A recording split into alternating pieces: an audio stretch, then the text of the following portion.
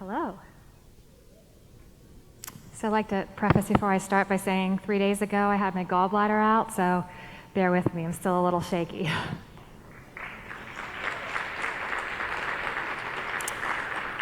Today, I'd like to speak candidly about the controversial issue of fat shaming within the context of self-betrayal and vulnerability.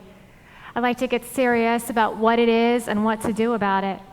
Let's start by being clear that fat shaming is a term made by obese people to avoid the responsibility to actually take care of their body and instead victimize themselves. Next slide. And self-betrayal is forgetting yourself. And vulnerability is not winning or losing. It's having the courage to show up and be seen when we have no control over the outcome. Vulnerability is not weakness. It is our greatest measure of courage. Fat shaming, self-betrayal, and vulnerability all led me to my own power of self-transformation. For those of you here in the audience today and listening who have never been overweight or don't know what that struggle is like to be obese, I'd like to ask you to think of someone who you know that is. Maybe that's your mother, your friend, your sister, your daughter, your wife, someone you know, a coworker maybe. And for those of you here today secretly wishing you could lose the weight, hopefully you'll learn something that just may spark your own power of transformation. In my professional life, I'm a clinical consultant, psychotherapist, college professor. I'm taking postgraduate classes right now in health analytics. I've got a master's degree in social work, undergraduate degrees in psychology and sociology, single parent. I'm the single mother of a biracial child with autism. I'm a rape survivor, a victim of domestic violence. I'm a sister, a daughter, a lover, a friend. I could go on, but the idea is I'm just like many of you. I'm a real woman, striving to live a life useful to others, a life responsible to others. And it's surprising, isn't it? The amount of time we spend on other people relative to the time that we spend on ourselves. I mean, think about it. How much time did you actually spend getting ready for today? In all this time that I spent caring for others, I was losing myself. And in losing myself, I was gaining issues, and I was gaining weight. I was putting on the happy face that I was happy, but on the inside, I was sad, and I was drastically ashamed of my body. I tried so many different ways to lose weight. It began when I was 12. I tried the Special K diet, eating cereal, breakfast, lunch, and dinner. And then at 16, Slim Fast. In my 20s, Nutrisystem. In my 30s, Weight Watchers, ketogenic, New Directions, the alkaline diet. I even tried an extreme boxing reality TV show. That's on Hulu if you'd like to watch it. I envied fit women and thigh gaps with the ever-burning question in my mind, why are some people lucky enough to be born thin? In my 15 years as a master's level therapist, I can tell you after counseling thousands of clients that somewhere right now there is a woman crying, unhappy enough about her body to consider ending her life. I don't know why this is my life or that is her life or why your life is your life, but I know that when I turned 40, I decided it was time to get real with myself. I needed to quit fat shaming myself. I needed to quit making excuses. I needed to quit being my own victim. I needed to get vulnerable. To stand here today means that I'm doing my part. I'm using my pain as motivation. Motivation for myself and for others to get creative and to get innovative, to get self-innovative, because we need a new way to address obesity. My story of physical transformation is based on one simple concept that eliminates fat shaming and self-betrayal. My revelation actually came to me in just a few parts. The first was when during a phone conversation I was having with a new friend, the friend asked, "How much do you weigh?" And I was speechless. I was radio silent. I couldn't even bring myself to answer that simple question because I was ashamed of myself and I was afraid that if I said my real weight, I would be rejected. I decided in that moment that my weight wasn't going to hold me back anymore. So I stepped on the scale. 255 pounds. And I'm sure this wasn't even my heaviest because I had actually been trying to diet. So in that moment, when I knew that number, I had a choice. I could keep accepting my fat or I could change it. The second part of my revelation came when I was interviewing one of my clients in a therapy session.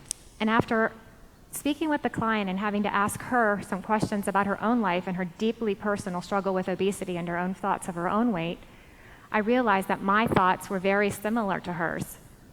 And I knew in that moment that my authenticity was on the line. If I was being brutally honest with myself, I was just ashamed of myself, as she spoke of being ashamed of herself. And in that moment, I didn't want to risk my authenticity, so I vowed to her that I would lose the weight. And that's what I did. And I allowed my clients to watch me over the course of the last year. And as I became stronger, my clients became stronger. And not only by motivating myself, I see people believing in me. Because all these years I thought I was going to be a relationship expert, and even though I am, sometimes you can't see love, but you sure can see fat. If we're being honest here today, 1 in 3 Americans report that they'd like to lose weight, and they actually are obese. So take a moment. Think of something right now that you physically like to change about yourself. Something big or something small. And while you're thinking about it, think about why you want to change it. I'll give you a second. All right, everybody got something? Congratulations. You're now equipped with the initial steps in the power of physical transformation. Your what and your why. For me, it was my belly and my butt and my thighs, but most of all my belly. I'd had my belly ever since I can remember. In elementary school, kids made fun of it. Once in 2nd grade, a kid even pulled my pants down and showed the class my belly. Very traumatic. Sometimes I talked to my belly when I was a kid like it was an old friend. In middle school and high school, it always caused me to have a special order sports uniform, and forget about jeans, they had to be custom made. And as I got older and matured and began my quest for an intimate partner, my belly was there too, making the flapping noise in the heat of the moment, always reminding me it was there.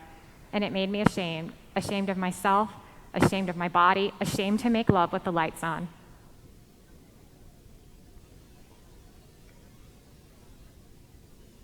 Well, we were not having slides.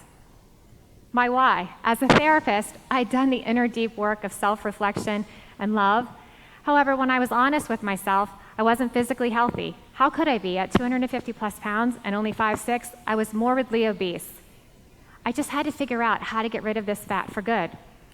So one day I realized if a doctor would have told me I had cancer, I wouldn't have hated the cancer, and I certainly wouldn't have hated myself. I would have spent all of my energy trying to beat the cancer. I would have looked at my numbers and I would have tried every day to get well. And so I decided, why couldn't that work for my weight? And so that's what I did. I started looking at my weight as just a number. And all I had to do each and every day was keep improving that number. So that's what I did. In the course of just this last year alone, I've lost about 120 pounds. Current weight, 137, starting weight, 255.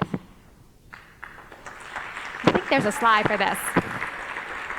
There we go. And to complete my transformation, in August of 2008, I had a full circumferential body lift, so I'm only about 2.5 months out from that. And on August 8th, when I woke up from that circumferential body lift, my belly was gone, and also gone was my fear and my shame and my self-loathing. For the first time, I could look at myself in the mirror and I could accept my full self. Next slide. Part of this transformation is interesting because the last time I was on the Steve Harvey show, I've been on several times, and all of the comments were like, oh, look at this girl, she's really heavy, she could get a date if she just lost some weight. And I remember Steve telling me, you're such a nice person. I'm tired of being nice. I was being nice to everyone but myself, failing to make myself that priority. Next slide. And now, I'd like to show you something very special to me. Be patient and kind. I'm sort of new at this. My body, as you see it today, is really only about 10 weeks old. So this is my newest physically fascinating feature, my midriff.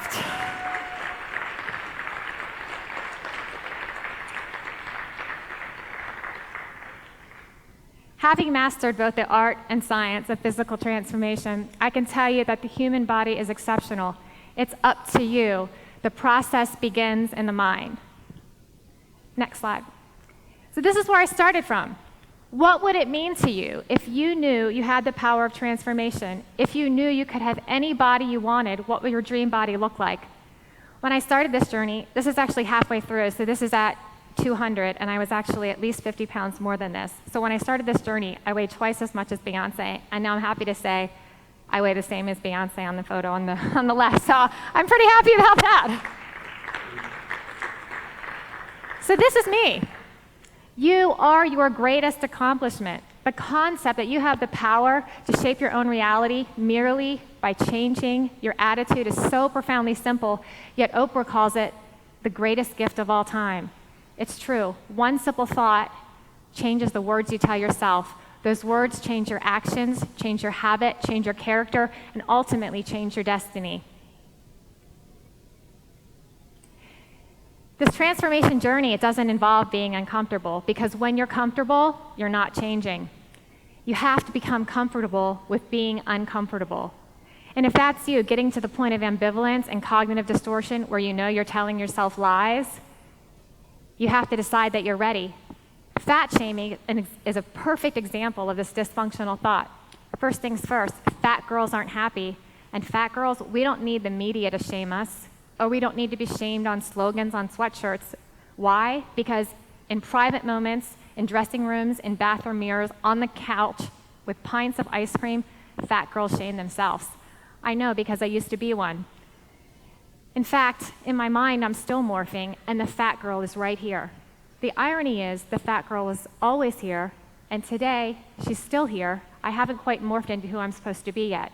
But what's interesting is that the skinny girl was always here too, but she was inside of me for 25 years, waiting to be born, waiting for me to set her free.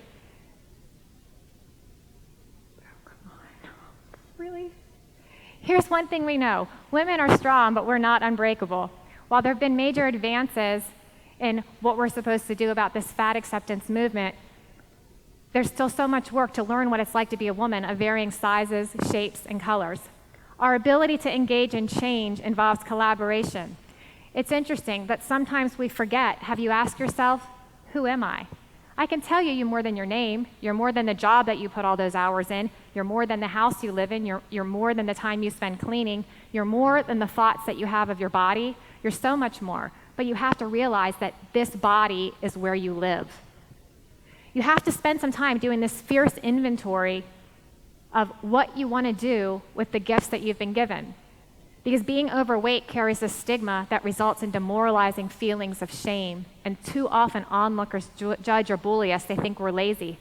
I can assure you, I wasn't lazy, but I was fat. It wasn't a lack of willpower either. It was just that lack of ability to me to make myself a priority. More than 93 million of US adults are obese. 80% of adults and 1/3 of our children are now classified as obese. More Americans live with obesity than cancer, Parkinson's, Alzheimer's, and HIV put together. And the medical community responds to this sometimes by blaming fat people for being fat. And the fat acceptance movement that was pioneered half a century ago, it's outdated. Why is it outdated? Because there's no objective standard to actually change it. All the evidence from decades of research suggests that rather than keep going with this negative approach, we need a straightforward method.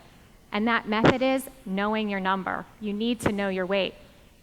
We need to separate the people from the positions, and we need to generate new possibilities.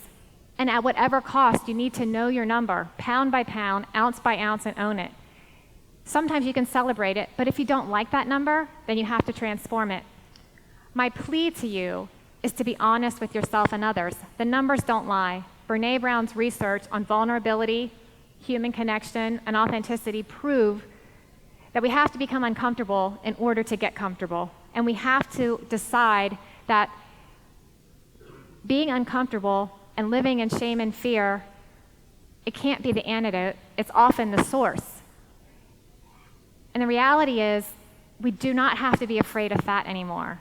You do not have to be afraid of fat anymore. Rather than fat acceptance, end that self-betrayal and do the simple thing to know your number and to embrace a revelation of fat competence. Because only when we do this can we truly, objectively improve health outcomes and contribute to the elimination of fat acceptance and fat shaming.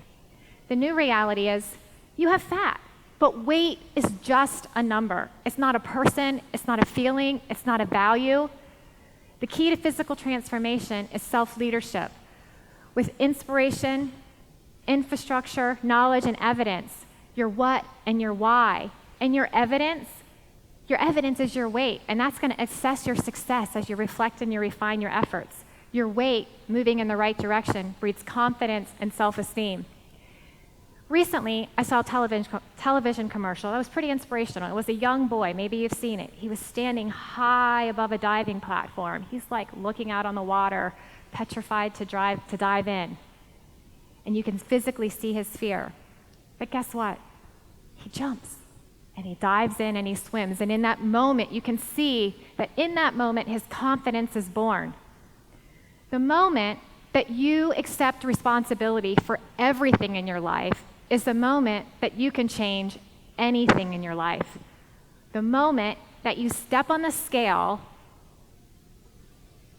and know your number is the moment that your physical transformation begins. I wasn't born with a beautiful body. I got the beautiful mind instead. My transformation was all up to me, to have the courage and the strength to define my own beauty and to be kind to myself and to cultivate a body where I was unashamed to be naked.